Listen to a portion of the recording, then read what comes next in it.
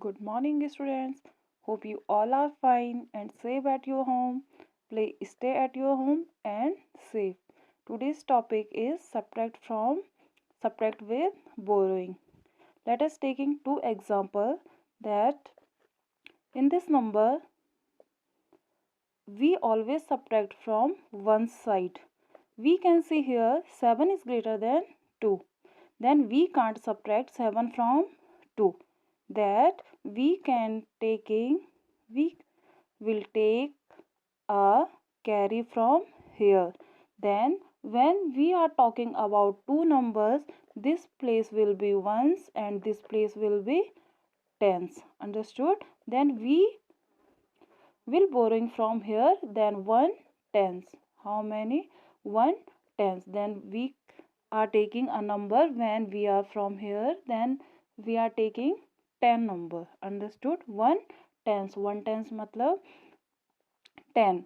Then 2 is already here, then what will be here? 12. Then here will be 12. Then we can easily subtract 7 from 12. Then it will be 5. When we take a number from here, then what will be remain here? 2.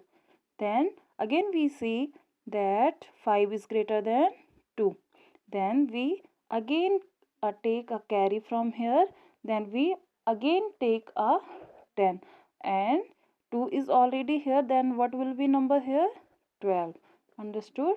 Then here 12. Then we can easily subtract 5 from 12. Then what will be here? 7. Then what will be remain here? 8. Then we can subtract 6 from 8. Then what will be here? 2. Then again a second example. It is not compulsory. As you can see here, then 7 is less than 8. It is not compulsory that we should be taking borrowing. That as we can see here, that in one's place 8 is greater than 7. It is easily can subtract 7 from 8. Then what will be carry here? What will be remain here? 1. Understood? It is not compulsory taking borrowing or carry. Then in tens place we see here that 6 is less than 5. Then we know that we can't subtract 6 from 5. Then we will take a carry. Then how number will become from here?